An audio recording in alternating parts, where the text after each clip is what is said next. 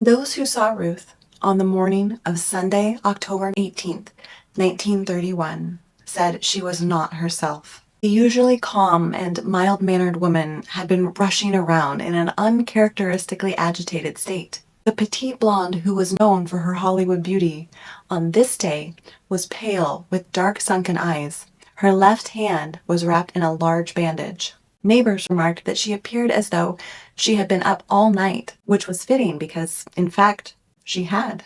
I'm going to pause for just a moment to say that if you have not yet watched my previous video on Winifred Ruth Judd, please go one back and watch that first. This will make so much more sense that way. Ruth had been frantically packing for a last-minute trip. It looked as though she was taking her entire apartment with her by the amount of luggage she had. 2 large trunks, a suitcase, and a hat box. If you'll recall, Ruth was a slight woman, left frail from tuberculosis, and now with an injured hand. There was no way she could lift these trunks by herself. She ran across the street to her landlord's house to ask for help and arrived at the train station. When her landlord remarked on the weight of the largest trunk, Ruth apologized, explaining that the trunk was full of Dr. Judd's books. When they made it to the train station, her trunks were weighed and came in at an astonishing 175 pounds overweight. Over the course of the train ride to Los Angeles, the baggage attendants began noticing that the larger trunk was emitting a foul odor and leaking what appeared to be blood. The moment the train arrived in LA, the district baggage agent was notified. One attendant told him, "I think we've got some contraband deer out here." And it was a fair assumption. It was actually quite common for people to try and smuggle deer meat into California. Ruth was unaware that any of this had transpired. She departed the train in LA with her tattered suitcase and hat box and headed straight for the ladies' room inside the station. She tucked her luggage behind the bathroom door and proceeded to the lobby to wait to be picked up. 2 hours passed by with no sign of anyone. Growing restless, Ruth decided to head to the college to find her brother. But before she left, she asked the restroom attendant to make sure that no one touched her bags. It would be another 2 hours before Ruth and her brother would return to claim her trunks. Ruth's hopes of a quick exit were dashed when she was hit with a barrage of questions from the baggage agent concerning the contents of her trunks. Ruth evaded every question, finally claiming that she did not have the key to open it. She would have to go get it from her husband. Ruth and her brother drove off, never to return. By 4:30 that afternoon, the baggage agent had tired of waiting. He called in the Los Angeles Police Department. When Detective Frank Ryan arrived at the train station, he took one look at the trunks and knew immediately that it was blood leaking from them. He pulled open the lid and moved aside the random assortment of items that had been haphazardly thrown on top. When he got down to the contents below, Detective Ryan did not find deer meat. Crammed inside the trunk was the body of a woman. What he found inside the second trunk was arguably even worse than the first. He found 2 large bundles wrapped with women's clothing. Ryan began unwrapping the first bundle, fearing what he would find within, and he was right to. Inside the clothing, Ryan found a human leg. Well, a leg from the knee down, including the foot. The second bundle contained a woman's torso, from the head down to the navel. Detective Ryan had no idea where the rest of this woman's body was, and nobody but the bathroom attendant knew there were 2 more pieces of luggage hidden behind the door in the ladies' room. The exact details of the murders are difficult to pin down. The whispers amongst neighbors and acquaintances said one thing, while the official story said something else entirely, though even that kept changing. By the time it got to trial, the state had developed their version of how the murders transpired. The prosecutors claimed that Ruth was, quote, insanely jealous that Halloran favored the girls over her. They painted her as cold and calculating, spending weeks plotting how she would kill Anne and Sammy. Then she could have Jack all to herself. The prosecution painted a violent scene. On the night of Friday, October 16th, Ruth waited until Anne and Sammy were sound asleep.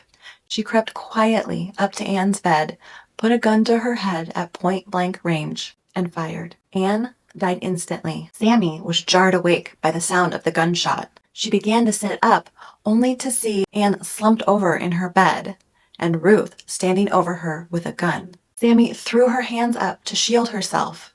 Ruth fired, first hitting Sammy in the hand, before delivering a fatal shot to Sammy's head. One would think that would be the end of it. The girls were no longer a threat to Ruth, but according to the prosecution, her level of violence would only intensify. The bodies needed to be taken care of.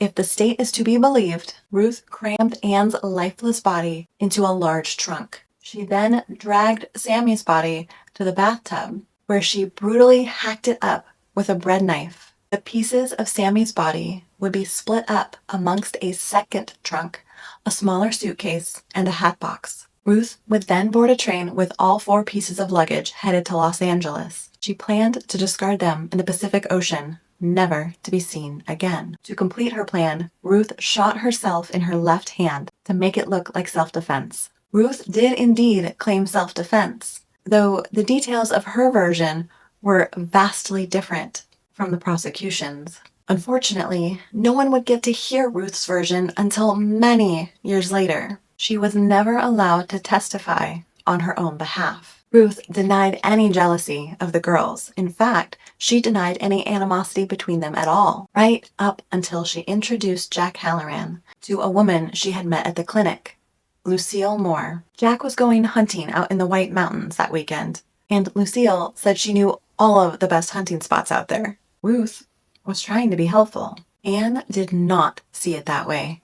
She became enraged and demanded to know how Ruth could introduce Lucille to Jack, knowing that Lucille had syphilis. As taboo as the topic of syphilis is today, it pales in comparison to the scandal it was in 1931. It simply was not spoken about in polite company. At the time, there was no cure, so to contract syphilis was a death sentence. The public fear of it was even greater than the AIDS epidemic. Anne threatened to tell Jack. Ruth knew that would not only ruin their relationship, but also expose the affair to her husband. She could not let that happen.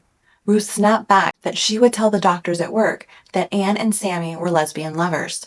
They already thought the girls were perverts anyway, Ruth jeered. Homosexuality was right up there with syphilis in terms of scandal in 1931. She had struck a nerve, but Ruth wasn't done yet. She threatened to tell the doctors at work how Anne had tampered with the x-ray machine because they had replaced her when she was out on an extended sick leave. This was no longer a spat between girlfriends. This was war. Both of their lives were on the line, and the ferocity with which they fought showed it. Ruth tried to break away from the fight. She walked to the kitchen to set down her glass, but as she turned, she came face to face with Sammy, pointing a gun straight at her. Ruth frantically scanned for the first thing she could use as a weapon, landing on a long bread knife. Ruth grabbed for the knife and tried to wrestle the gun away from Sammy, but in the scuffle, the gun fired. Sammy had shot Ruth through the left hand. Ruth stabbed Sammy with the bread knife, hitting her once in the shoulder and once in the head. They both fell to the floor in the struggle. Ruth tried again to grab the gun away from Sammy, but Sammy would not let go. They continued grappling for it. Anne rushed in with an ironing board, hysterically yelling at Sammy to shoot. Anne beat Ruth over the head with the ironing board again and again, as Ruth desperately tried to stand up. In all of the commotion, the gun went off again, this time striking Sammy in the chest. Anne was still attacking Ruth with the ironing board. She struck one final blow to Ruth's head just as Ruth fired off the gun. When Ruth came to, she was sitting on the floor between 2 bodies. Ruth panicked and ran out the door. She ran straight back to her apartment, where she found a drunk Jack Halloran. In a heated frenzy, Ruth told Jack everything that had happened. They went back to the bungalow so Jack could see for himself. Ruth was frantic, but he tried to calm her down. He pulled a large packing trunk out of the garage, insisting that he would take care of everything. He also insisted that Ruth tell no one. Ruth went to work at the clinic on Saturday morning, struggling to pretend that everything was normal. That evening, she met Jack at the girls' bungalow. Ruth saw the trunk. Jack informed her that Sammy had been operated on. Before Ruth could ask what that meant, Jack laid out the plan she was to follow. Ruth was to take the trunk to Los Angeles. He told her he would make sure she had money for the train and that someone would pick her up from the station in LA. Ruth trusted him. and went ahead with this plan. But Jack did none of those things. He did not give her money for the train, and no one came to pick her up at the station. He had left Ruth to fend for herself. When Ruth and her brother Burton left the train station that day, he had questions that he was not sure he wanted answers to, which was just as well because Ruth refused to answer them. At her request, Burton let her out on the side of a busy street in Los Angeles. He watched her petite form disappear into the crowd of people. By that evening, Monday, October 19th, Ruth would become the subject of a massive manhunt. The LAPD would spend the next few days scouring the city. They had no idea that Ruth had been hiding in plain sight the whole time. She walked in the front door of the sanitarium she had once stayed at for her tuberculosis treatment. She found an unoccupied room and slept there for days. No one even noticed her. She then moved on to a department store she used to work at and slept in the furniture section under a rug. Again, no one seemed to notice that she was there. But by then, her husband had found a way to contact her. He convinced her that she should go to the police, so she did. On Friday, October 23rd, 1931, Ruth would turn herself in. In the final 2 episodes, I will be handing it over to my friend Lynette. With her law experience and personal connection to the case, she is the perfect person to cover the trial of Arizona's trunk murderess and how it would continue to haunt Ruth for the rest of her life. Be sure to subscribe so you don't miss it. Thanks for watching.